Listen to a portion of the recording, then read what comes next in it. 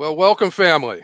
Welcome again this week to another wonderful series we have in store for you in hope, health, and fatherhood.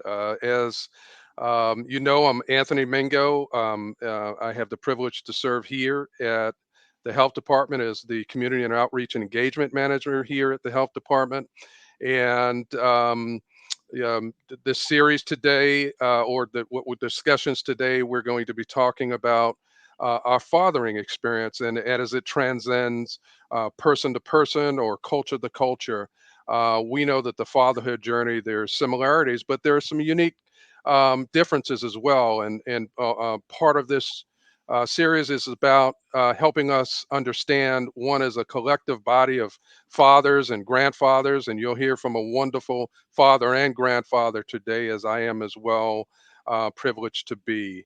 Um, but we're going to talk about how do we foster health, not only in our families, but with the mindset of fostering it generationally. So, what we pour into our children in places of health, an understanding that in that moment when we're doing those things and those activities, that learning, that it actually we're doing it intentionally for it to have an impact generationally in our children's lives and our children's lives. So let's get started. We know that the importance of dads, and it's in generational health building is vital, as it is with moms. We know that responsible fatherhood is vital. We know that responsible fatherhood directly correlates um, the impacts in social determinants of health. In his presence, it helps to improve long-term health outcomes. In his absence, it also has an indelible impact, in many ways negatively on long-term health outcomes, and the research supports that.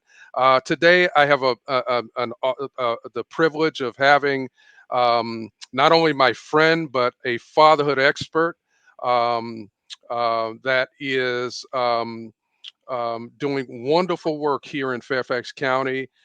He's a public health leader. He is currently serving with Fairfax County's Long Term Care Coordination Council. He also is a member of the Fairfax County Health Department Stronger Squared Health Literacy Project. He and the wonderful people from his church. So let me please introduce you to Pastor Dr. Robert Kennedy, pastor of Emmanuel Worship Center here in Fairfax County. Welcome, Pastor. Thank you. Could you please share a little bit more about yourself Wow. for our audience? Thank you, sir. Hard to share. There's so much and so little.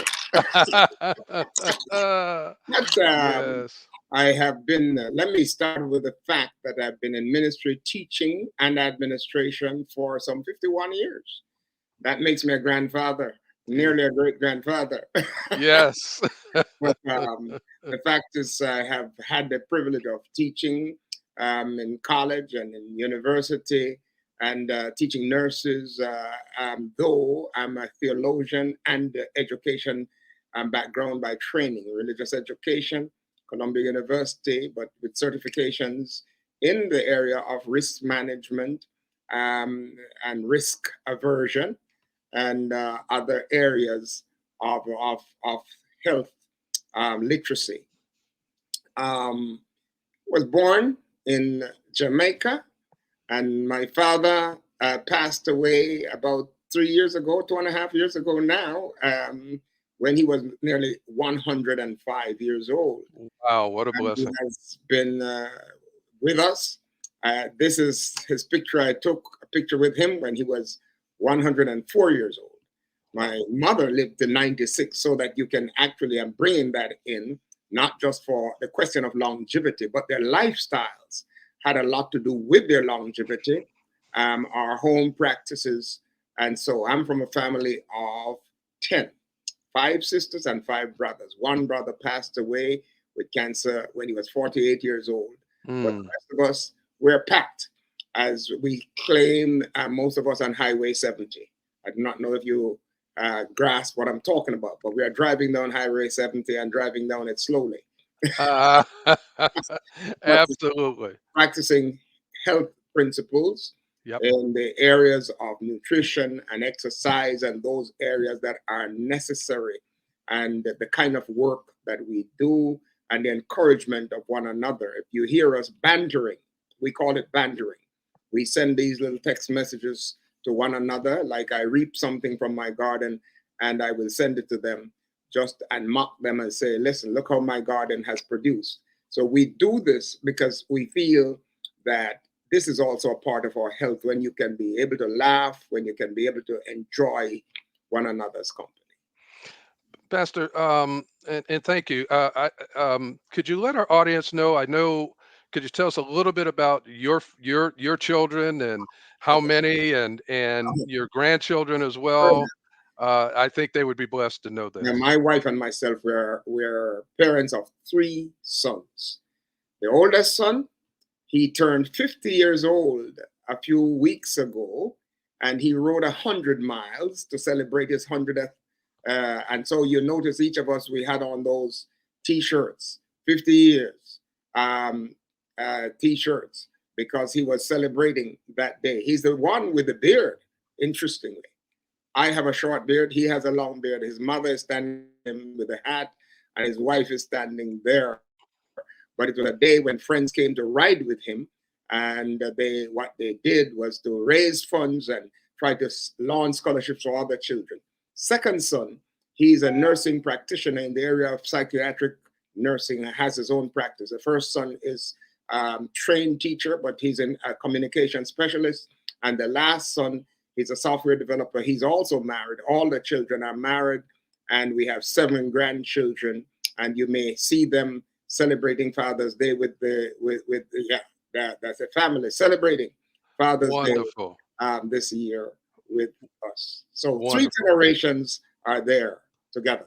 Wonderful. Thank you, Pastor. So we've been talking just to kind of over the last few weeks around the 4 pillars of health, Yes, understanding that yeah, there's emotional health, our mental health, our physical health, and our spiritual health.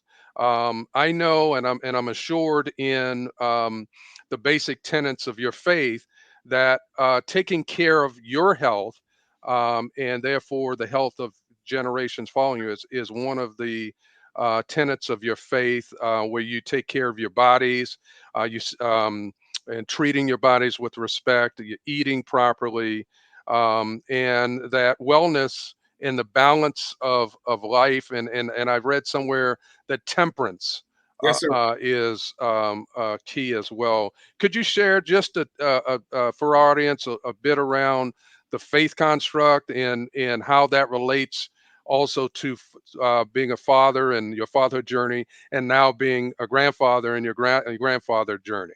And I'm so thankful for the opportunity to do so because of the fact that I grew in a home, for instance, where mother and father emphasized family worship. They emphasized eating habits that were healthful.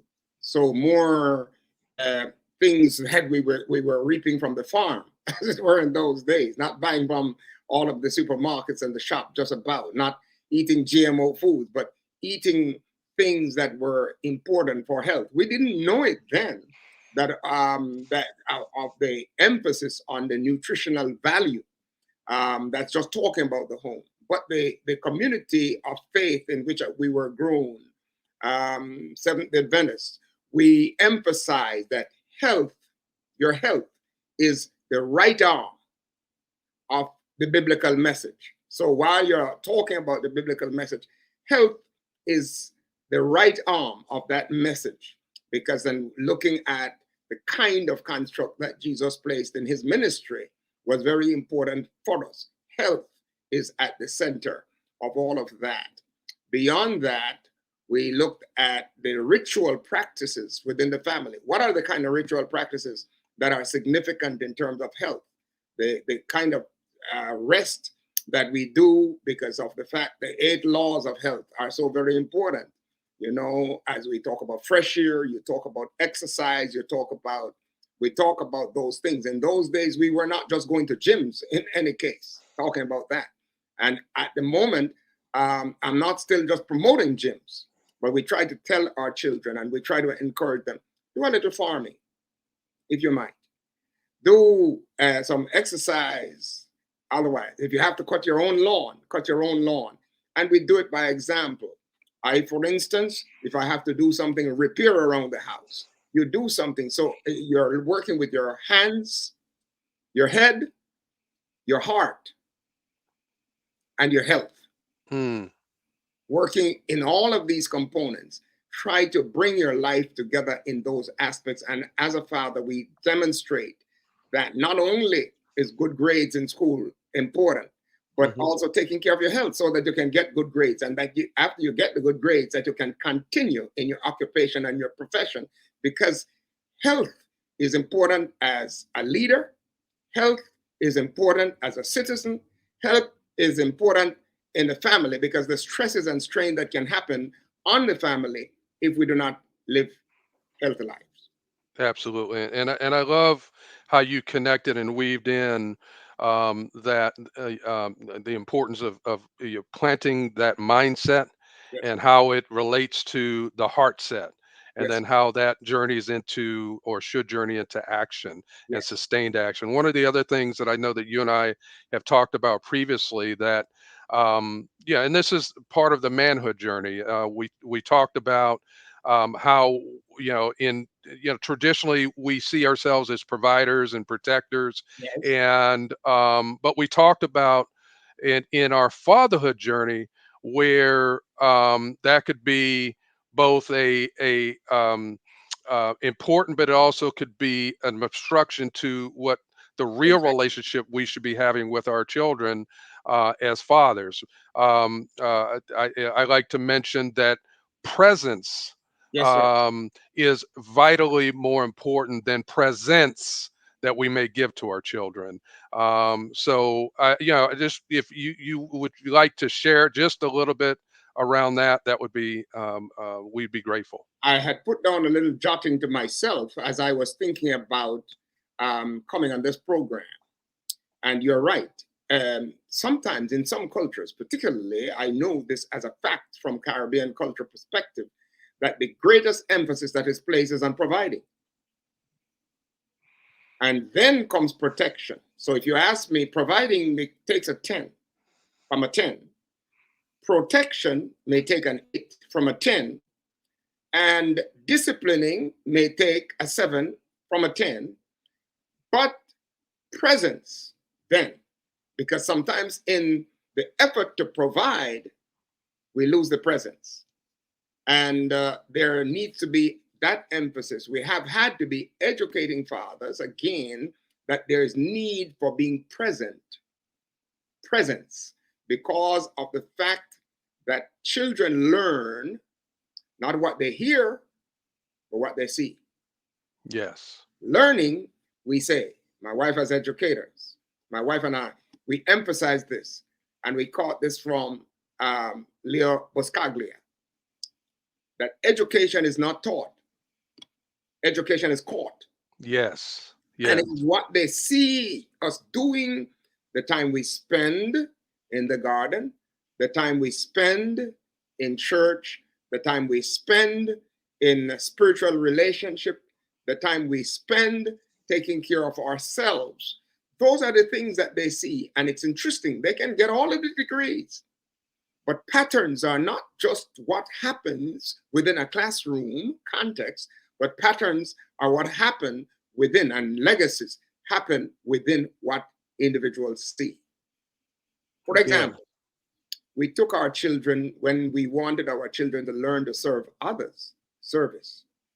We took them on these health vans. We would go out into the community in Boston, in New York City. When we taught in Massachusetts, we took them into Boston. When we were in New York City, we would take them out on our, we had health vans, and we would take them out there so that they can serve people.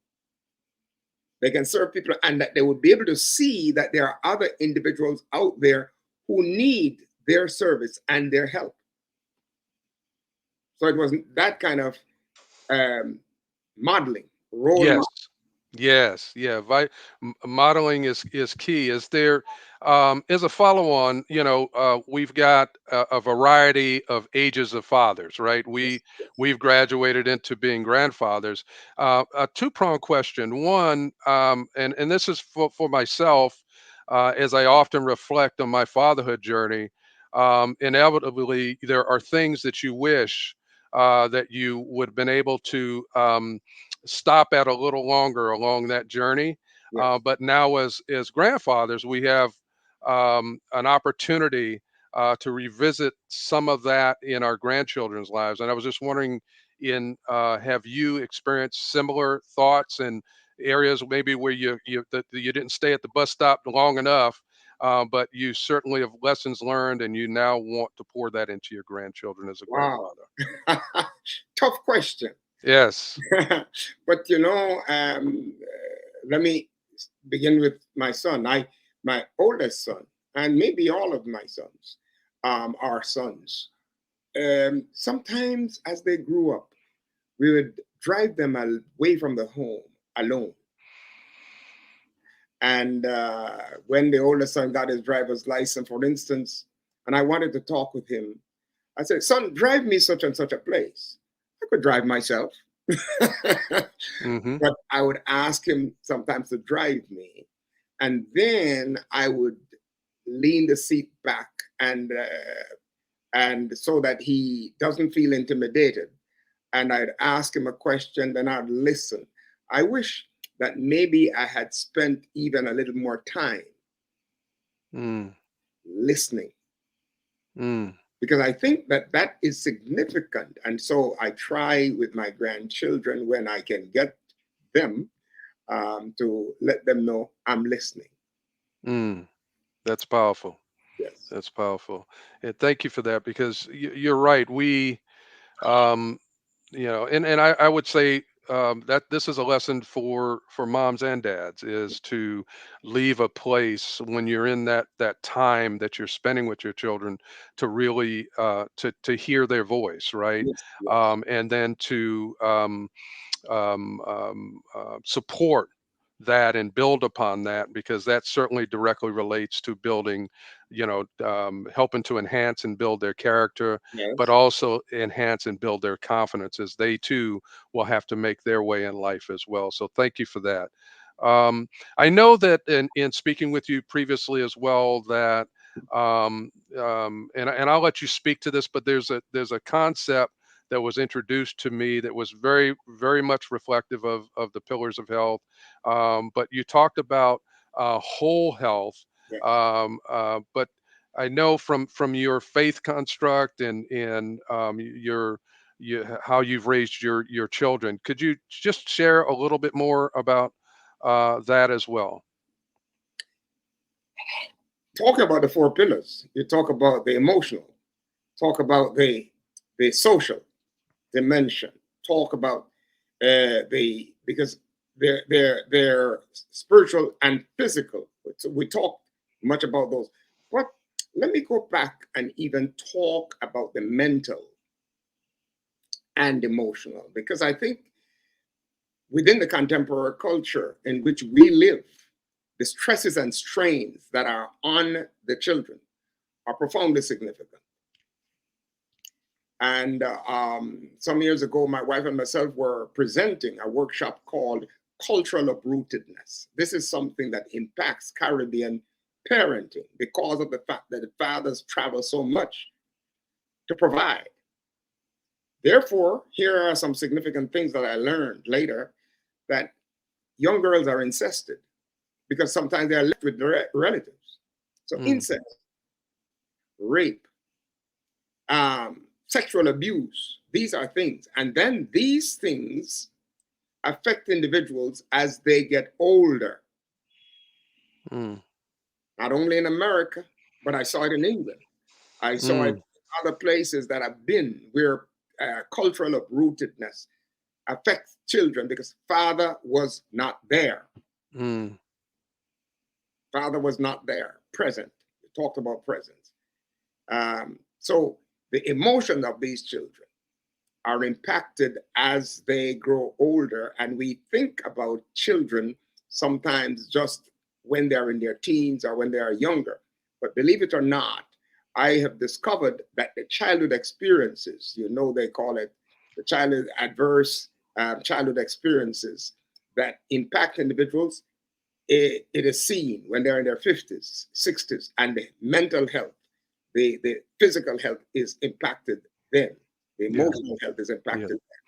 Pastor, can I jump in really quickly because I think this is a really excellent point. But this is also I'd like to when we talk about mental health and particularly in Black and African American families, Yes, sir. particularly with Black men in around this issue of mental health and the importance of seeking care and some of the taboos that in some of our families have, but just can you give a word of encouragement to our fathers out there around the importance of mental health care and help erase some of these taboos of being able to it's okay to seek help.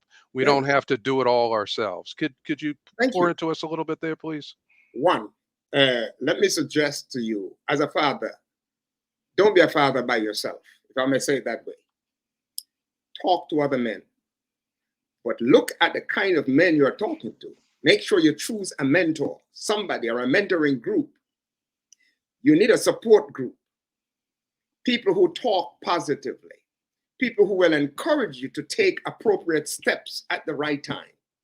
It may be a prayer group, but it may need be another kind of group at which you talk about men's health or you talk about the challenges that men face, because men face their challenges differently from how women face their challenge. Men express their pain differently, their stresses differently. They talk about their emotions differently. They talk about their hurts differently. And so you need to be able to find a support group that can be able to help you, and also talk to a counselor, somebody that you can. Don't be afraid of counseling. I think you want me to say, Yes. Yes, absolutely. don't be afraid Absolutely. of counseling. Don't be afraid to talk to somebody, whether it's a pastor that have the adequate training. And I say adequate training because it's not just because he's a pastor, but you need to talk to somebody who has an understanding of the holistic connection of the human life, the experience, the mind, the body, the spirit, if you want to say the soul, how all of these are integrated together and how one can impact the other. In fact, many men do not think about the interrelationship between diabetes and ED, erectile dysfunction, but there's quite a connection. So we need to be able to think about how much we are being impacted by the way we talk. And of course, I did not mention that these kinds of diseases, such as corona and so forth, that we need to be able to talk to somebody so that we can be able to, to not just live by the myths that are going around, but we can be able to have a clear understanding as to what we need to do in relation. And as men, we can encourage one another to take vaccinations if that's necessary, or to use mitigating circumstances or things that are necessary otherwise. Thank you, Pastor. It's just so important. I think that when we look at legacy actions that Yes, we could take right now in our own families is to really embrace the benefits of counseling. And as you mentioned, the appropriate um, um, skilled counseling, making sure whether it's your pastor or if it's a clinician that they have the proper training and certifications. Um, but it's important, and I think that's something. When I look at African American families and Black families, we could immediately do a trajectory change in that area because I know from my own lived experience and in working in the fatherhood field, this is a major problem within the Black community and the African American communities. So thank you for that. As we begin to wind down here, um, I did want to talk a little bit about this word legacy. Yes, And I know that two things: legacy, and then some takeaways to the legacy, right? Some tools that, dads, we can put in our health toolbox. Um, so just kind of stopping at that place of legacy. I know that you've done quite a bit of work in writings and teachings in this area. I was wondering if you could just share some of that with us as well. there's a book called Legacy Minded Men, a book I wrote some years ago. You'll notice the rock that is on the front cover of it.